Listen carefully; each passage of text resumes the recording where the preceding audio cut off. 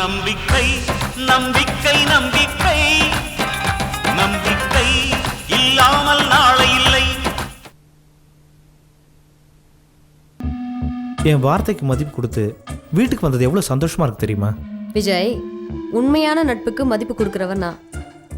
Aruna, you are pretty and smart, right? ஆனால் உன் கூட வாழறதுக்கு தான் அந்த பிரேம்க்கு கொடுத்து வைக்கலன்னு நினைக்கிறேன்.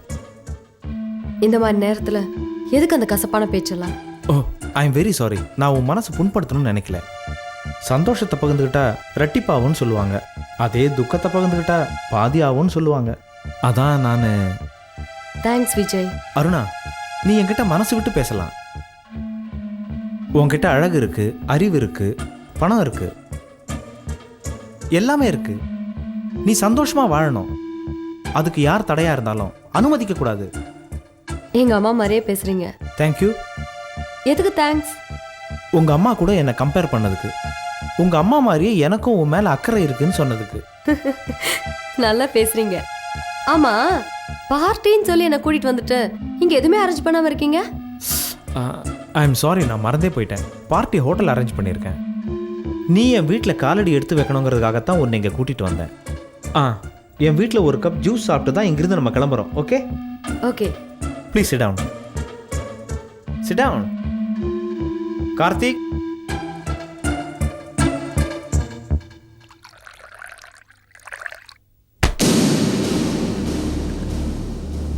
டேய், எல்லாம் ரெடி பண்ணிட்டியாடா? டேய், எல்லாம் ரெடிடா.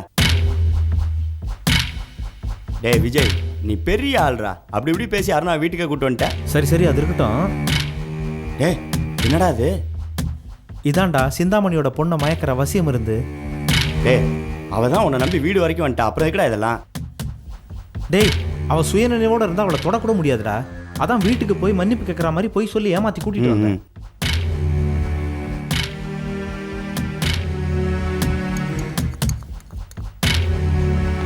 இதை பாடுறா, இதை குடிச்சான்னு வச்சுக்கோ, மயங்கிடுவா.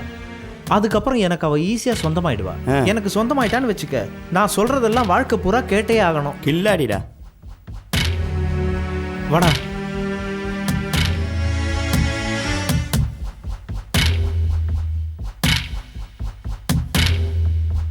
வாடா.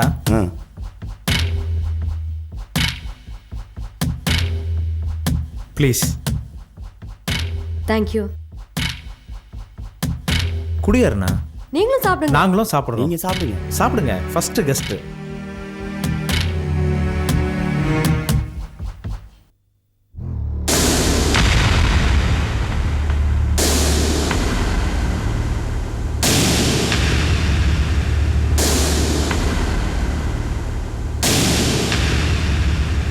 நீங்க ஏன் இங்க வந்தீங்க? அருணா, இந்த ஜூஸ்ல மயக்க மருந்து கலந்துருக்கு.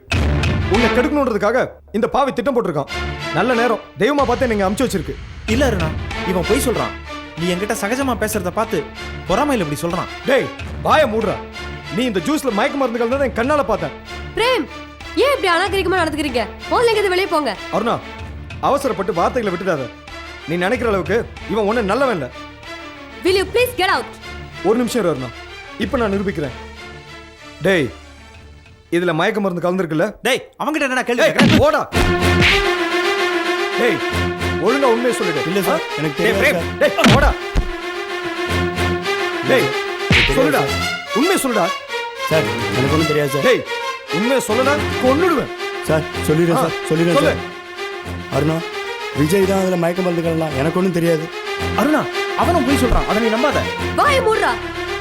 உன்னை எல்லாம் ஒரு ஃப்ரெண்ட் நினைச்சு உன் வீட்டுக்கு வந்த பாரு. ச்சே, நீ மனுஷனே இல்ல. அருணா, நான் சொல்றேன். சீ, வாயை மூடுறேன். பிரேம், என்ன மன்னிச்சிருங்க. முதல்ல நீ வீட்டுக்கு இல்ல போ. பிரேம், நான் ஏய், வீட்டுக்கு போன்னு சொல்றேன்ல. ஏய், இங்க பார். இனிமே என் பொண்டாட்டிய பாக்குறேன், சிந்தாமணிய பாக்குறேன், அங்க வந்தேன்னு வச்சுக்க, உயிரோட போக மாட்டேன். கொலை பண்ணிடுவேன். உண்மையாவே கொலை பண்ணிடுவேன். புரியுதா? போ.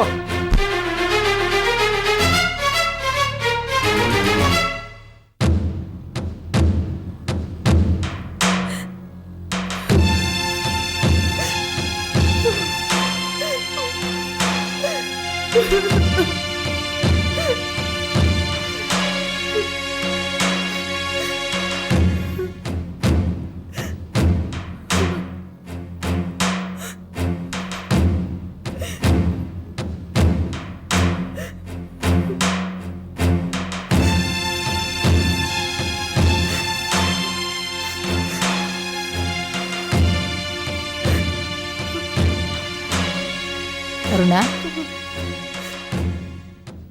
இப்ப என்ன நடந்துருச்சுன்னு இப்படி அழுதுட்டு இருக்க? ஒன்றும் நடக்கலம்மா. அப்படி நடந்துருந்தா என் நிலைமை என்ன இருக்குன்னு யோசிச்சு பாத்தியா? இந்த நாடகமே பிரேமோட சதியா இருக்கும்னு நான் நினைக்கிறேன். உனக்கு அவரை சந்தேகப்படுறத தவிர வேற எதுவுமே தெரியாதா? என் புருஷன் மட்டும் சரியான நேரத்துல என்ன வந்து காப்பாத்தலன்னு என் மானமே போயிருக்கும். அருணா, விஜய்க்கு சின்ன வயசு, அதான் கொஞ்சம் அவசரப்பட்டிருப்பான். அதெல்லாம் தப்புன்னு நினைச்சாதான் தப்பு.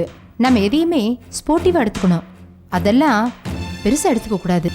பெருசா எடுத்துக்க கூடாதா? என் புருஷனுக்கு துரோகம் நடந்தா அதை என்ன தகச்சிட்டு போக சொல்றியா? நீங்க பாருமா, ஒண்ணு தெளிவா தெரிஞ்சுக்க.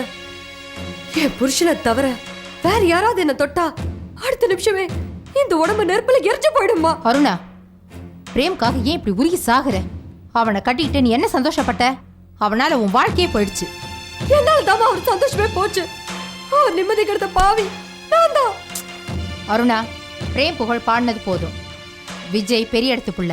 அவன் நினைச்சா நான் நீனு போட்டி போட்டுக்கிட்டு வர 1000 பொண்ணுங்க தயாரா இருக்காங்க. அந்த 1000த்துல ஒருத்தியா நானும் இருக்க விரும்பலம்மா. பிரேமுக்கு நான் மனைவியா இருந்தா போதும். நான் அவருக்கு எவ்வளவோ கொடுமைகள் பண்ணியிருந்தோம். அதெல்லாம் மனசுல வச்சுக்காம என்ன அவர் நேசிச்சாரு. எல்லாத்துக்கும் மேல எனக்கு குழந்தை இல்லைன்னு தெரிஞ்சதும் அதெல்லாம் மனசுல வச்சுக்கிட்டு அவர் என்ன வெறுத்து ஒதுக்கலாமா. ஆனா நான் தான் அவரை புரிஞ்சுக்காம இத்தனை நாள் அவரை ஒதுக்கி வச்சிருந்தேன். சொத்து இருக்கே, நீ என்ன செஞ்சாலும் அவன் பொறுத்துட்டு இருந்தானா அதுக்கு காரணம் என்ன? நம்ம கிட்ட இருக்கிற சொத்து தான். அதை நீ புரிஞ்சுக்காம அவன் நல்லவன் பொறுமைசாலி நினைச்சிட்டு இருக்கிற. கட்டிட புடவையோட நான் இந்த வீட்டை விட்டு போனா கூட அவர் என்ன நிச்சயமா ஏத்துக்குவாருமா. ஏன் சுடிதாரோட போனா ஏத்துக்க மாட்டானா? ஏண்டி இப்படி உலகம் புரியாம பேசுற? ஏன் வயித்துல பிறந்து உனக்கு புத்திசாலித்தனமே இல்லையே? உன் வயித்துல பிறந்தது ஒண்ணுதாம்மா நான் செஞ்ச தப்பு. அதனாலதான் நான் இதையெல்லாம் அனுபவிக்கிறேன். நீ யாருக்கோ வச்ச விஷம் என்ன தாக்கி மலடி ஆக்கிடுச்சு. அண்ணனையும் நீ வீட்டை விட்டு விரட்டின அந்த பாவம் தாமா என்ன ஆட்டுது. தொடர்ந்து நீ ஏமா இப்படி எல்லாம் பாவம் பண்ணிட்டு இருக்க? அருணா, நான் எந்த பாவமும் செய்யல. சின்ன வயசுலயே நம்ம கம்பெனி நிர்வாகம் ஏன் பொறுப்புல வந்ததுனால கொஞ்சம் கண்டிப்பா இருக்க வேண்டியதா இருக்கு. இத்தனை வியாபாரமும் பாக்குறதுக்கு கொஞ்சம் கண்டிப்பும் தேவையா இருக்கு. இது தவிர நான் வேற எந்த பாவமும் செய்யல. உன் நல்லதுக்காக தான் விஜய் கல்யாணம் பண்ணிக்க சொன்னேன்.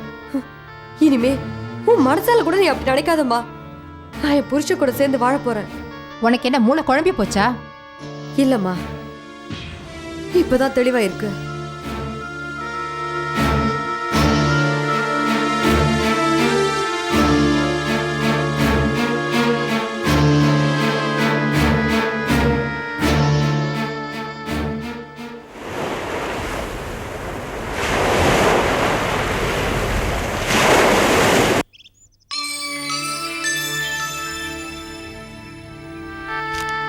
வணக்கம் அருணாம்மா.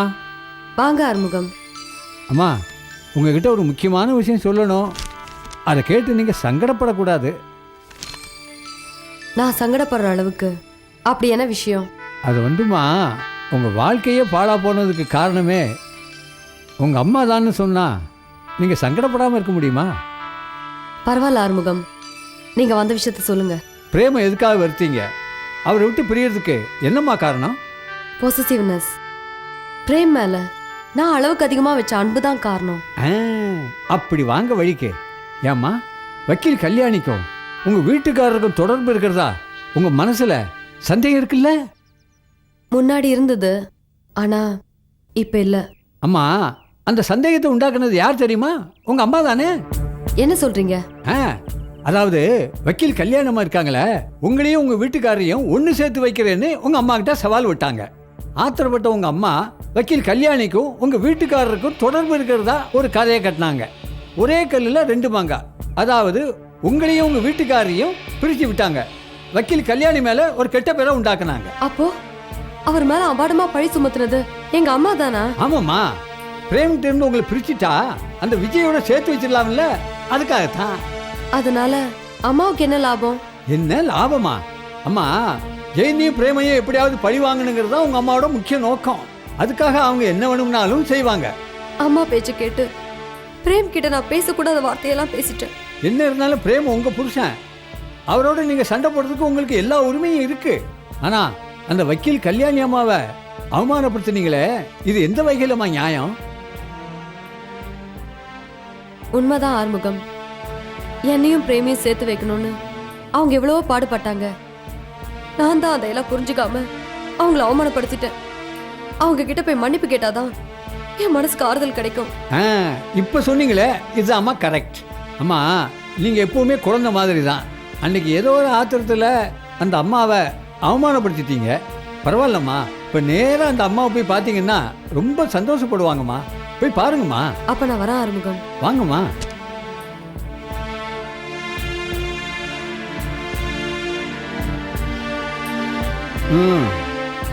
என்ன பண்றது? சிந்தாமணிங்கிற பாம்பு வாயில ஒரு பக்கம் விஷம் இருந்தாலும் இன்னொரு பக்கம் மாணிக்கம் இருக்கத்தான் செய்யுது.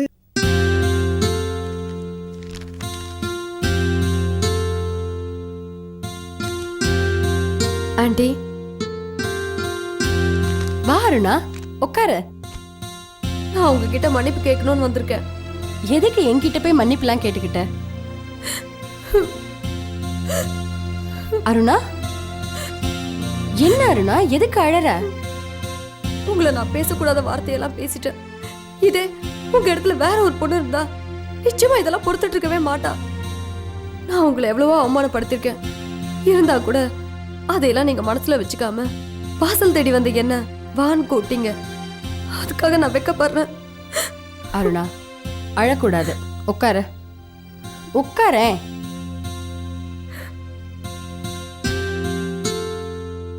நீ இப்படி பேசுறது கேட்கும்போது ரொம்ப சந்தோஷமா இருக்கு அருணா. உன்கிட்ட இந்த மனமாற்றம் வந்ததுக்கு காரணம்? சொல்றேன் ஆண்டி, உங்ககிட்ட சொல்லணும் தான் வந்தேன். ஒரு நாள் விஜய் அவன் வீட்டு பார்ட்டிக்கு என்ன கூப்பிட்டான்.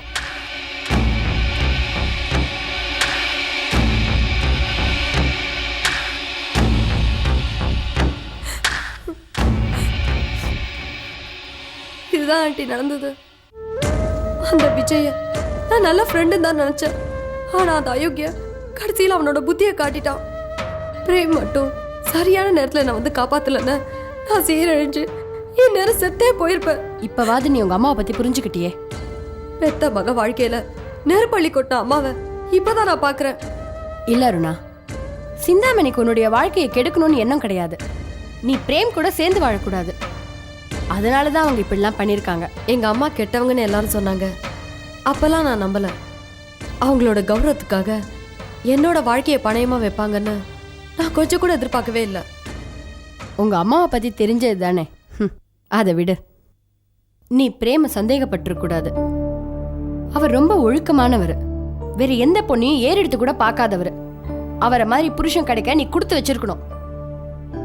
இதோ பாரு அருணா, சட்டம் கூட தம்பதிகளை சேர்த்து வைக்க தான் முயற்சி பண்ணுது. ஆனா இதை யாருமே புரிஞ்சுக்க மாட்டேங்கிறாங்க.